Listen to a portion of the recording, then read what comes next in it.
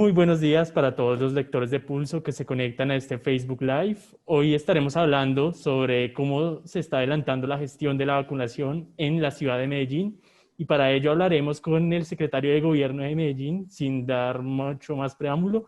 Bienvenida al doctor Esteban Restrepo, muchas gracias por acompañarnos. Bueno, un saludo David, Julián, gracias por la invitación. Yo creo que como todas las ciudades hoy ya estamos en proceso de vacunación, haciéndolo todos los días, haciendo toda una intersección con las EPS, las IPS y en materia de logística, por supuesto, con la Policía Nacional, con la Secretaría de Salud, avanzando en el Plan Nacional de Vacunación, que al final es el mismo para todo el país y que sí tiene pues algunas particularidades, sobre todo en materia de logística y de comunicación que les estaremos contando. Secretario, justamente con eso quería arrancar. En Medellín empezaron con 5 puntos, pero pues al día de hoy, ¿cuántos puntos de vacunación ya tienen en la ciudad? Arrancamos con 5 puntos, los cuales eran para, digamos, las IPS que tenían más personal de primera línea en salud y ya activamos 19 puntos porque ya arrancamos también a vacunar mayores de 80 años. A partir de mañana, pasado mañana, vamos a arrancar ya con 31 puntos en toda la ciudad porque ya llegaron 58.000 vacunas a la ciudad de Medellín, las cuales estaremos poniendo en las próximas 2 semanas y que sí vamos a necesitar pues casi toda la capacidad instalada. Recordemos que la capacidad instalada en la ciudad de Medellín es de 94 IPS que pueden vacunar, tanto de la red pública como de la red privada, más o menos 50-50. La red pública la manejamos nosotros y tenemos la obligación de vacunar a la población pobre no asegurada, al régimen subsidiado, y el resto de, digamos, de la red privada, sobre todo al régimen contributivo, que es el más alto. Secretario, ¿qué ha pasado con los casos que se han conocido de pérdida de algunas vacunas? Escuchamos algo en el hospital Pablo Tobón Uribe y en los reportes diarios hay unas pequeñas cantidades, pero de todos modos siguen siendo reportes de dosis que no se pueden aplicar. Bueno, lo primero que nos dice el ministerio es que eso es esperable, que más o menos el 10% de todas las vacunas que llegaran al país pues van a tener un posible problema.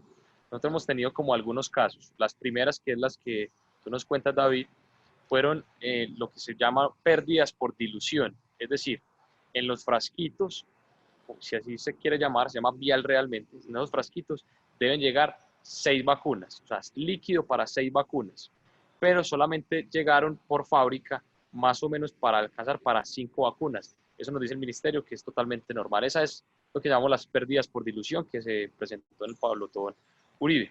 Durante esta semana llegaron como 42 dosis defectuosas porque se veían como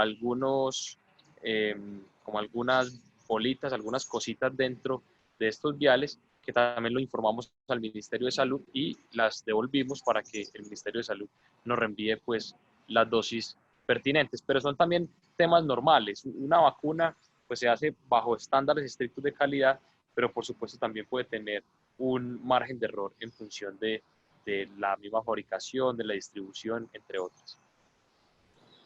Secretario, muchas de las opiniones en redes sociales, por supuesto, se tornaron en contra a esa mediatización, a esa, por decirlo de cierta forma, show, incluso algunos lo han titulado, sobre cómo los alcaldes, los gobernadores, incluso algunos de los ministros han hecho presencia en estos actos. Me refiero pues particularmente a la primera vacuna. Particularmente, ¿qué fue lo que pasó? ¿Hubo como algún acuerdo con la trabajadora de la salud que se puso la primera vacuna en Medellín y pues esta foto del alcalde Daniel Quintero? Bueno, lo primero es que los mandatarios son los ciudadanos a liderar y a dar ejemplo. Entonces, la primera vacunación en todo el país y en cada una de las ciudades era sumamente importante para mostrarle a la ciudadanía que la vacuna era segura, que la vacuna es segura, que además es gratuita y segura, que es el mensaje que hemos dicho en la ciudad de Medellín, particularmente con la primera vacunada, una mujer que lleva trabajando 27 años en el Hospital General de Medellín, un hospital público, que ha salvado cientos de vidas durante todos sus turnos. Entonces, por supuesto, la acompañamos la Gobernación de Antioquia, la Alcaldía de Medellín, el Ministerio de Salud estuvo ahí.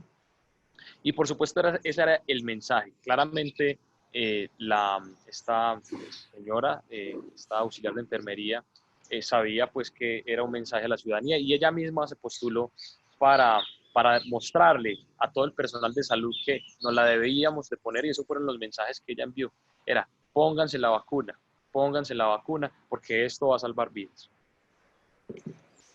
Secretario, hace unos días en Twitter, pues donde obviamente pulula todo tipo de comentarios, pero le vimos a usted muy interesado hablando con un muchacho que decía que supuestamente en un ancianato que era administrado por la mamá hubo algún tipo de confusión con lo de la vacunación, que supuestamente, dice él, no se dio como esperaba.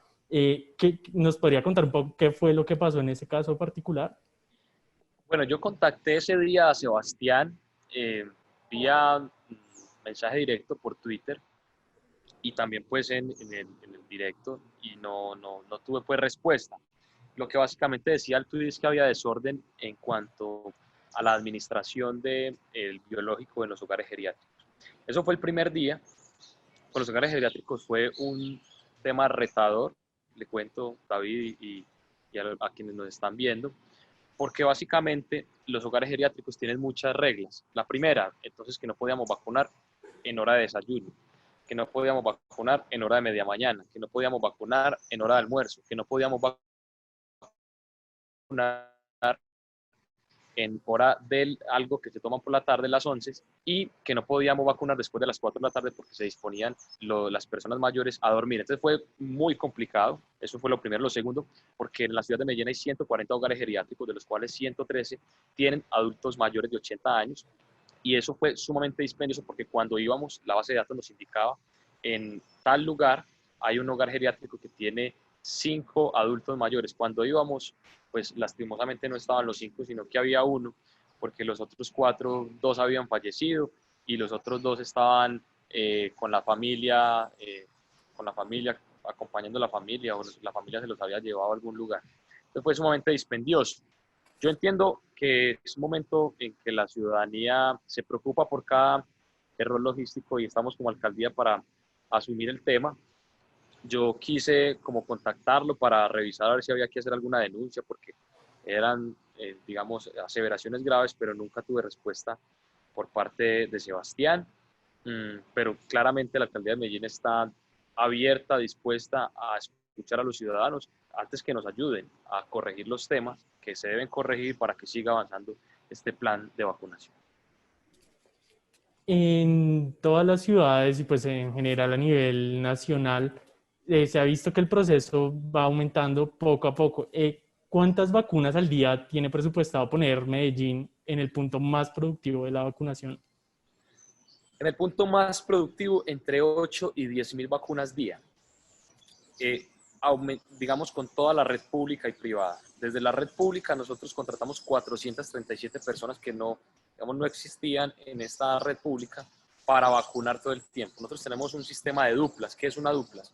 Un auxiliar de enfermería, que es quien aplica la vacuna, y un digitador, que es el que está digitando en lo que llaman el PAI web y el que está entregando a la vez el carnet de vacunación a la persona, como cuando uno va a un puesto de votación. Uno va, entrega la cédula, mientras usted va votando, hay otro que está ya llenando el registro. En este caso sería pues el carnet, en el caso de las votaciones el carnet de votación, en el caso de la vacuna pues sería el carnet de vacunación, y mientras usted le terminan de aplicar el biológico en el brazo izquierdo, le están entregando también el carnet de vacunación de manera más eficiente. Entonces, bueno, pues ese es más o menos el proceso que estamos llevando a cabo, y esperamos pues que todos los ciudadanos estén muy atentos. Ahora yo estuve en una entrevista, David, y quienes nos están viendo, nos preguntaban cómo contactan a la gente. Esa es como la pregunta que durante toda esta semana me han hecho. Los contactan vía telefónica, a su celular o a su teléfono fijo. Hombre, que yo cambié de celular hace 2 años. Revise si en su EPS usted ya cambió el número de celular. Si no lo ha cambiado, actualícelo, por favor. Eso es lo primero. Lo segundo, yo vivía hace 2 años en Tunja. y ya estoy viviendo en Bogotá, o estoy viviendo en Medellín, o estoy viviendo en Cali. Usted le debe decir a la IPS que usted ya se pasó, porque eventualmente lo van a llamar de una IPS de Cali, es decir, de una institución, perdón, de Tunja, de una institución prestadora de salud de Tunja, le van a decir, don Fernando, venga mañana a la cita a las 8 de la mañana en esta IPS de Tunja, y usted se va a sorprender porque usted está viviendo en Bogotá. Entonces, la invitación es a que actualicen los datos en las EPS, y si no están en las EPS, porque hay una población que no lo está, entonces deben avisar a sus alcaldías para que hagan el registro a través del CISBEN, sobre todo la población subsidiada y lo que llamamos PPNA, que es población pobre no asegurada.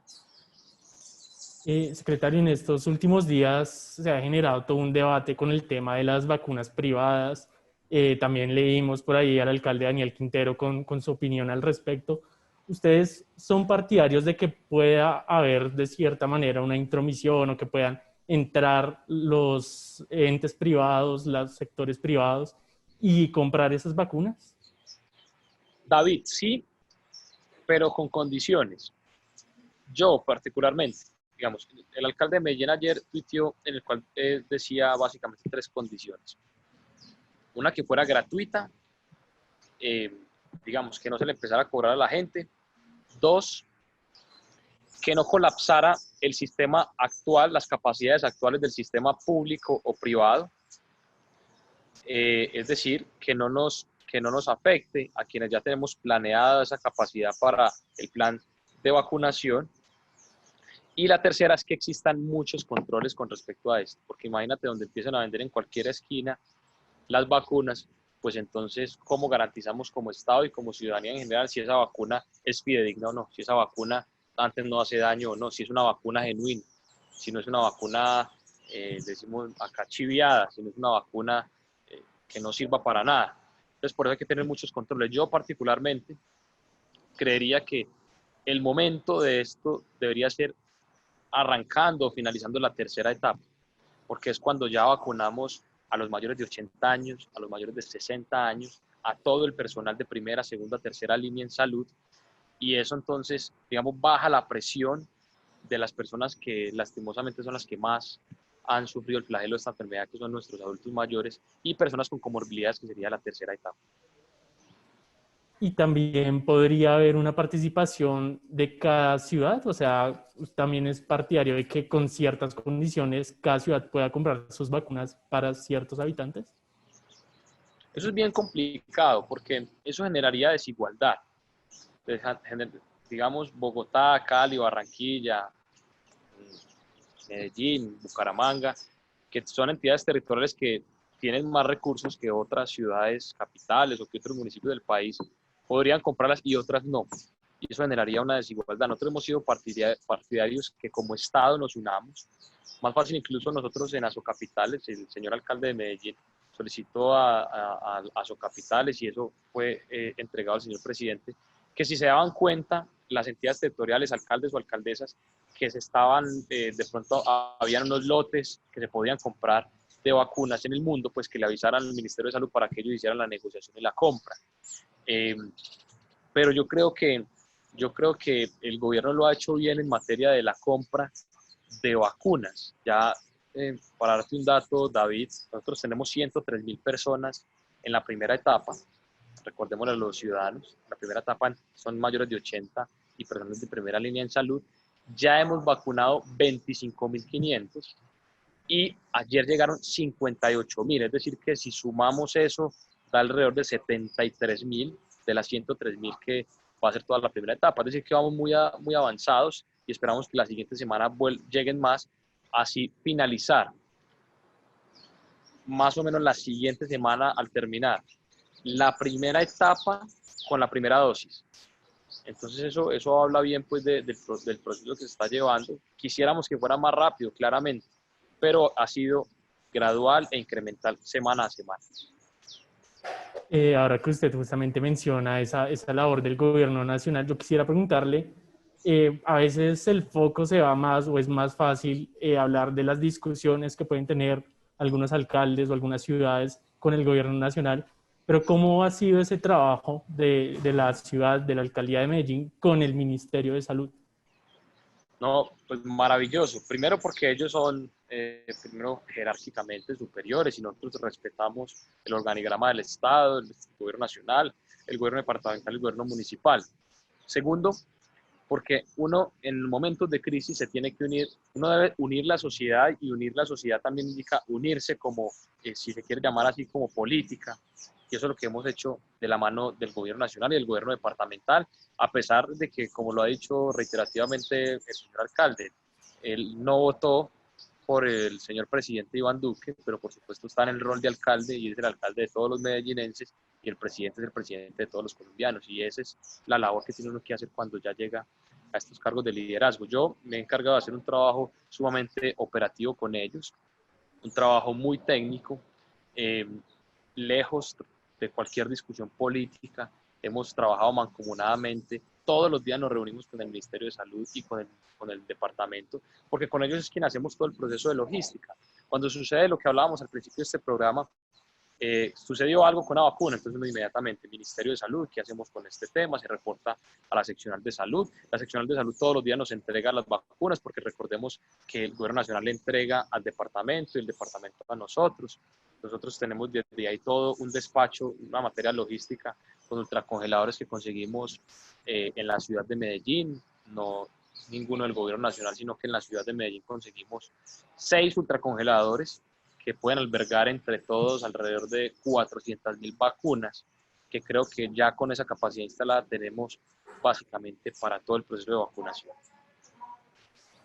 Secretario, ahora que usted menciona pues esos diálogos constantes que hacen bien a todo el proceso de vacunación, quisiera retomar un poco lo que habíamos hablado ahorita de esas dosis que han tenido algunos problemas. ¿El ministerio les ha dicho algo? ¿Esas dosis se repondrán o se enviarán nuevas dosis desde Bélgica o desde Estados Unidos, desde donde estén llegando las vacunas que fueron pues afectadas por esto? El ministerio va a garantizar a la ciudad de Medellín todas las vacunas pertinentes para cada una de las etapas. Cuando existe algún problema con una vacuna, por eso lo reportamos, para que ellos hagan el trámite debido con la casa farmacéutica y se la reponen a ellos y nos la reponen a nosotros, por supuesto. Eso es lo ha dicho reiterativamente el ministro de Salud. Se espera que más o menos el 10% de todas las vacunas pues tengan ese margen de error, de pérdidas por dilución o algún otro problema. Pero aquí estamos para eso. Son problemas naturales del proceso de vacunación. Yo soy el secretario de gobierno, yo, digamos, no soy el secretario de salud, me han encomendado esta tarea precisamente para articular a todas las entidades, porque esto no es un asunto solamente de poner la vacuna, sino que hay que hacer toda una estrategia comunicacional, hay que hacer todo un tema de sistemas de bases de datos con la Secretaría de Innovación Digital, hay que hacer toda una coordinación con la Policía Nacional, con el Ejército, con las EPS, con el Ministerio del Interior, incluso para algunos permisos, con el gobierno departamental. Entonces, digamos, en toda esa articulación pertinente es necesario, digamos, esa figura pues que le comentaba, pero hemos aprendido mucho de, por ejemplo, de la seccional de salud y de la Secretaría de Salud de Medellín, y contándonos que básicamente todo este proceso de vacunación no es un proceso igual a lo que se ha vacunado toda la vida en nuestros territorios. Es un proceso de vacunación que tiene efectos adversos, algunos, claro, pero así como tiene la influenza, como tiene el sarampión, como tiene cualquier otra enfermedad. Incluso datos sorprendentes. Me decía hace poco un gerente de una de las mejores instituciones de salud de la ciudad, me decía, los efectos adversos por ejemplo, de Pfizer, son más o menos entre 5 o 10 por millón, pero el de influenza es entre 20 y 30 por millón. Y influenza todo el mundo se la pone. Entonces eso también nos da tranquilidad, una vacuna que fue desarrollada en menos de un año y que hoy estamos vacunando a todas las personas en el mundo. Por eso la invitación que le hacemos a los ciudadanos y ciudadanas es a vacunarse. Si usted tiene comorbilidades, si es una persona mayor, usted sí que se la tiene que poner. Es obligatorio que se la ponga. Es decir, obligatorio lo digo es no legalmente, pero usted debería ponerse. Y las personas que a veces, digamos, más jóvenes, de pronto no creen mucho el proceso de la invitación, también es a decirles, hombre, tenemos que cuidar a estas personas. Todos hemos tenido Ya conocemos una persona que lastimosamente falleció, un vecino, un pariente, un tío, lastimosamente en mi familia también sufrimos el flagelo de la muerte por COVID y no queremos que más familias lo sufran y por eso entonces la invitación es a que se las pongan y dos, a que invitemos a nuestros familiares y amigos a que también se vacunen y se la pongan también. Secretario, dentro de ese proceso de articulación que usted bien mencionaba, pues aquí en Colombia claramente hay una dinámica establecida, dista un poco de lo que hemos visto en otros países, también por el tamaño del país. En Brasil, por ejemplo, bueno, llegan vuelos con vacunas a Sao Paulo o a Brasilia o a Río de Janeiro, que también por lo grande que es el país. Pero aquí en Colombia, ¿cree usted que se ha centralizado el proceso teniendo que enviar las vacunas a Bogotá, dejándolas aquí un tiempo, esperando a que salgan los decretos ministeriales y luego sí distribuyéndolas a las ciudades? Yo siempre he sido un partidario de la descentralización del país. Claramente era más fácil que llegaran directamente desde la casa matriz a cada una de las ciudades principales. Sin embargo, también hay que entender que eso es un proceso logístico que se está haciendo en todo el mundo. Entonces, ¿cuántos vuelos? También la negociación que se hace desde la casa farmacéutica hacia el país, pues es más complejo si lo llevan a cada ciudad que si lo llevan a una ciudad para luego repartir. Claramente es mejor la descentralización siempre, es más, que no solamente lleguen a las ciudades principales, sino que llegasen a cada uno de los municipios. Pero pues este es el plan que estamos llevando a cabo, ya arrancamos, ya. El bache a veces es de 1 o 2 días mientras el ministerio hace pues el tema de trámites y decretos, como lo mencionabas, luego lleva a las entidades territoriales, pero así lo estamos trabajando. Si en algún momento pudiesen llegar directamente a la ciudad, es maravilloso. También tenemos toda la experiencia, tenemos toda la logística, todo el transporte para llevar a feliz término en este orden de ideas, pues si llegan a cada una de las ciudades principales. Justamente quería preguntarle ya, al lado del proceso de vacunación también viene la reactivación, ya están volviendo cada vez más negocios, están volviendo cada vez más empresas, pero también están volviendo pues los colegios, las universidades, que, pues, el sector educativo ha sido uno de los más afectados. Yo quisiera preguntarle cómo va ese modelo de alternancia educativa en Medellín. Bueno, lo primero que me cuentas es, yo quisiera partirlo desde acá. Para mí el proceso de vacunación lo definiría en 2 palabras, empatía y esperanza. Empatía porque necesitamos no solo vacunarnos, sino tener esa empatía con nuestras personas, con nuestros adultos mayores y con las personas que tienen comorbilidades. Eso es empatía. Y esperanza porque apenas llegó la primera vacuna a la ciudad de Medellín, aprovechando David, hoy o mañana se cumple el primer día, el primer caso, un año del primer caso que llegó a la ciudad de Medellín. Y es esperanzador decir que un año después ya tenemos 25.500 personas en la ciudad de Medellín. ¿Cómo va el proceso de alternancia y de reactivación económica? Medellín, sin duda alguna, David, podemos mirarlo con respecto a otras ciudades, fue quien siempre mantuvo la economía más abierta, por encima de Bogotá, por encima de Cali, por encima de Barranquilla, porque supimos administrar muy bien las curvas y porque nosotros cuando llegaron los primeros casos, cumplimos muy bien el proceso de alistamiento del sistema de unidades de cuidados intensivos. Por eso nosotros casi que fuimos los primeros en abrir el sector manufacturero, recuerda ese momento, en abrir el sector de construcción.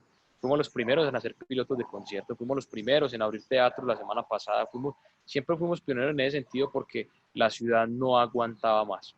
Entonces, nosotros venimos con todo ese proceso de reactivación económica. Si tú vienes a Medellín, te podrás dar cuenta que casi que estamos en la normalidad. Hay algunos procesos pues, que todavía no se pueden hacer, como las entradas a conciertos masivos, que estamos trabajando en algunos pilotos, como la entrada al estadio, estamos trabajando en los pilotos que han entrado ya algunas bandas de las barras de los equipos de Nacional y Medellín. Pero estamos trabajando todo el tiempo en ese sentido. Con la alternancia, Medellín también fue pionero. Nosotros tenemos hoy, siendo el 54% de los niños y niñas de la ciudad, de los colegios públicos solamente, porque los privados están más avanzados en alternancia. Alternancia para los ciudadanos que de pronto no conocen muy bien es que los niños van yendo unos días o en unos horarios, y eso hace o permite que también se desarrolle no solamente pues, el sistema educativo de los niños y niñas que estaban tristes, infelices, ya en la casa, encerrados, ya pueden volver a su hábitat natural, que es estar con niños, jugando, aprendiendo. Bueno, ya estamos, gracias a Dios, en eso, y eso también reactiva la economía, porque eso tiene transportes escolares, eso tiene loncheras, eso tiene, pues, el solo salir, ya los padres de familia ya pueden ir después de que llevan al niño o a la niña al colegio, pues ya se comen un desayuno cerca, un pan o algún cafecito por ahí cerquita. Pues eso va reactivando naturalmente la economía. Nosotros tenemos muchos retos. Medellín tiene 16% de desempleo en estos momentos. Fruto también venía más avanzado, también venía con una tasa de desempleo alta por encima de ciudades principales. Cuando nosotros tomamos, digamos, la gobernanza, cuando Daniel Quintero ganó la alcaldía, y con la pandemia se acrecentó más. Sin embargo, si comparamos con otras ciudades principales, Bogotá, Cali, Barranquilla, es quien menos ha perdido empleos en función de la pandemia, fruto de lo que te conté ahorita de la reactivación rápida y ágil que hemos hecho. Sin embargo, tenemos muchos retos, mucha informalidad, entre otros, que vamos a ir corrigiendo, que estamos trabajando de manera conjunta con los vendedores ambulantes, con los taxistas, con los empresarios, con los microempresarios, con todas esas personas que, digamos, empresarios que les tocó despedir gente naturalmente, pues ya se les iba a quebrar la empresa. Estamos trabajando mucho con ellos a ver si volvemos a emplear a estos ciudadanos y ciudadanas y así volver a renacer, que es la campaña comunicacional que tenemos con respecto a la vacunación. Grandes atractivos pues, de Medellín ha sido el turismo, la industria del turismo. Y pues como bien mencionó usted, se han ido reactivando un poco, la gente, pues los vuelos están normales, la gente está yendo. Pero ¿cuánto tiempo cree que pase para regresar a esa normalidad en la que pues la ciudad está llena? Por ejemplo, no sé, en diciembre, que la gente habitualmente iba a ver los alumbrados navideños o a la Feria de las Flores, a estos eventos, que congregan a muchísima gente, no solo de la ciudad o de la región, sino del país. Cada vez se reactiva más la economía. Casi que uno podría decir que estamos como en un 80%, 85% de normalidad. Tú vienes a Medellín y ves los restaurantes atendiendo, los bares atendiendo, la ciudad en general, en el tráfico de personas. Tú vas al centro de la ciudad y ya hay todos los almacenes en esa reactivación económica. Hay incluso empresarios de restaurantes que me han dicho que le está yendo mejor que antes de la pandemia. Claro, el confinamiento también lo que hizo fue que la gente quisiera disfrutar más de sus espacios sociales, entre otros. Yo calculo que más o menos octubre, noviembre, ya uno podría decir que casi que está en la normalidad el país. Ya iríamos muy avanzados en el proceso, en el Plan Nacional de Vacunación, y eso cada vez le quita más presión a sectores. Recordemos también a los que nos están viendo en Pulso, que hay algo que se llama inmunidad de rebaño. ¿Qué es inmunidad de rebaño? Que hay tanta gente que ya le dio o que está vacunada, es decir, que tiene anticuerpos por vacuna o porque ya le dio el COVID, que ya es muy difícil de que contagien a otro o que otros lo contagien, pues. Entonces, cada vez se reduce la probabilidad de que haya más contagios. Entonces, como uno puede ver incluso en las últimas semanas en Medellín, la caída de contagios, la caída de unidades de cuidados intensivos ha sido bárbara, y entonces eso va a seguir sucediendo así mientras la vacunación va subiendo. Pues entonces el proceso naturalmente va bajando de contagios y eso va a hacer que la ciudadanía pues esté más tranquila. Tienen que seguir cuidándose aquellos que pues, más, como lo decía ahorita, han sufrido el flagelo. Si usted es un adulto mayor, espere todavía un poquito, que estamos vacunando de forma ágil y rápida. Como lo mencionaba ahorita, los mayores de 80 años, yo creo que al final de la otra semana ya tenemos la primera dosis, la primera etapa lista con la primera dosis, y luego arrancaríamos a poner la segunda dosis, pero también arrancamos en paralelo con la segunda etapa. Entonces, paciencia a los mayores de 60 años, a los mayores de 80 años, en pocos días, sigámonos cuidando. A la gente más joven, sigamos cuidándolos también. Todavía no vamos donde la abuela, donde el abuelo, todavía el virus existe, todavía el virus mata, todavía el virus nos lleva a unidades de cuidados intensivos, todavía no vamos allá, vamos en el momento que ya hemos vacunado y volví en ese momento ahí sí volvamos a abrazar a nuestros seres queridos, pero por el momento no. Entonces yo creo, David, que son meses en los que la normalidad va a ir ajustándose más, pero si la pregunta es ya casi que al 100%, yo creo que en octubre o en noviembre, eh, y con respecto a la Feria de las Flores, nosotros hicimos incluso Feria de las Flores el año pasado, no de la misma manera, pero el sector artístico, el sector cultural, es una de las banderas del plan de desarrollo de la Medellín Futuro y por ende nosotros los hemos atendido muy bien. Todavía hay, por supuesto, artistas que tienen problemas económicos, pero nosotros estamos haciendo todos unos planes para que ellos se reactiven de la mejor manera, teatreros, artistas, escultores, cineastas, bailarines, entre otros. Entonces yo creo que bueno, al final del año estaremos en esas. Secretario, pues hemos visto con las mismas cifras un plan de vacunación que va avanzando, quizá pues como bien mencionábamos ahorita, a un ritmo que pues no es el deseado aún, pero que va avanzando, una reactivación económica, una reactivación cultural de varios sectores.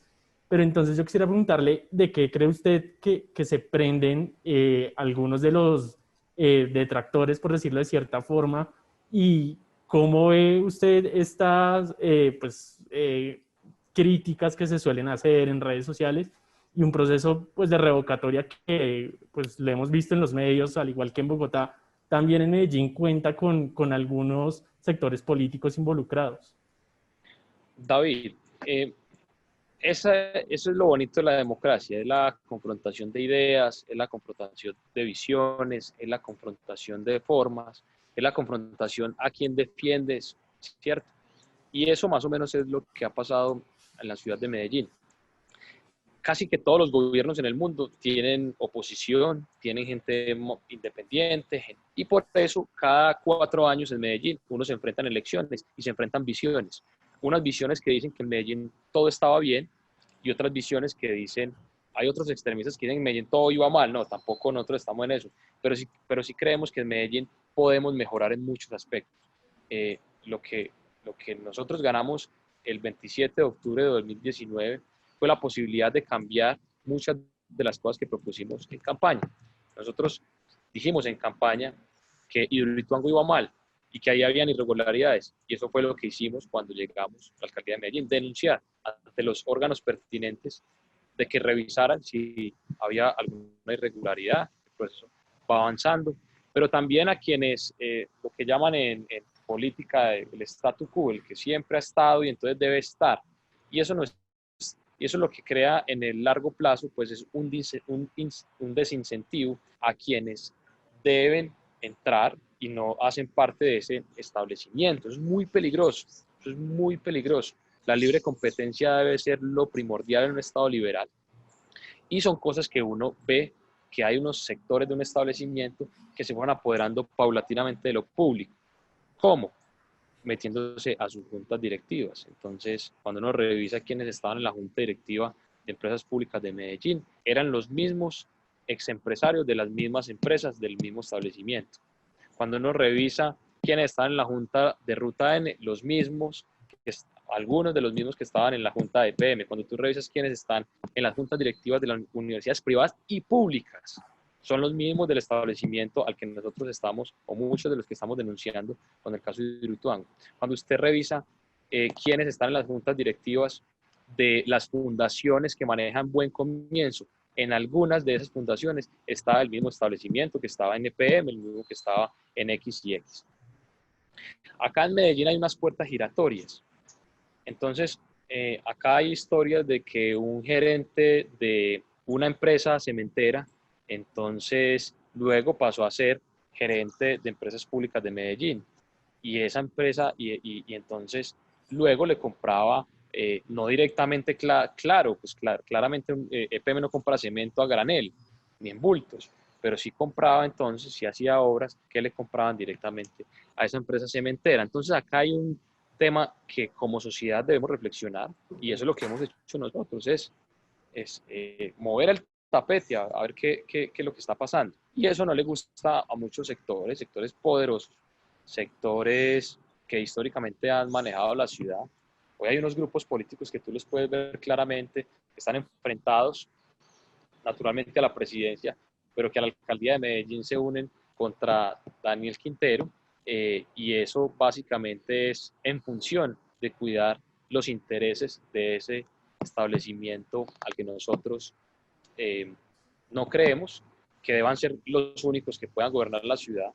Bienvenidos a la construcción colectiva con ellos, pero no pueden ser los que gobiernan los temas y entonces dejan atrás el resto de empresarios, microempresarios, empresarios que se levantan todos los días por la mañana a trabajar, a sacar su empresa adelante. Ellos no les dan espacio, ni siquiera gobiernan las cámaras de comercio, los gremios, porque ese establecimiento que lleva años en la ciudad, pues entonces no les permite ni siquiera administrar esos gremios, siendo ellos también empresarios importantes, y como sabemos en el país el 80% de las empresas son el 80 al 90% de las empresas son microempresas, y que eso es lo que a nosotros le estamos apostando, al desarrollo económico. Nosotros tenemos una apuesta económica en la ciudad que se llama el Valle del Software, y es cambiar ese paradigma de que solamente Medellín era experta en un sector. No, hoy en día el mundo es software. Los países que más se desarrollan son los que más avanzados están en tecnología, y esta propuesta fue la que la ciudadanía votó. Medellín Valle del Software lo que pretende es que existan más desarrolladores de software, más microempresas de desarrollo de software, de hardware, para que no solamente vendamos en el mercado nacional, sino en el mercado internacional. Uno habla todo el tiempo con empresarios de Google, Microsoft, Apple, todas las que quieran, las multinacionales del mundo más importantes, y todos los desarrolladores de software. Y si tú miras empresas colombianas, lo mismo. Entonces, lo que necesitamos es generar empleo, generar empresa, traer dólares legales a Colombia, a Medellín, y en función de eso desarrollar y dinamizar todas las comunas y corregimientos de nuestro territorio, de nuestra ciudad. Sí, señor, por supuesto. Secretario, la verdad, muchísimas gracias por estas reflexiones y por toda esta información que nos ha brindado acerca de cómo va avanzando un poco más, que la gente sepa qué es lo que está pasando en Medellín, cómo avanza el proceso de vacunación, la reactivación económica. Entonces, pues no le quitamos más tiempo.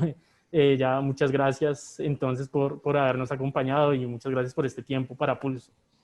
David, yo te agradezco mucho la invitación. Saludo especial a Julián, a Juanita y a todos los televidentes, a todos quienes nos acompañan en este programa. Síganme invitando, hay muchas cosas que contar. Un abrazo fuerte y estamos en contacto. Así será, muchas gracias, señor. Gracias, chao, chao.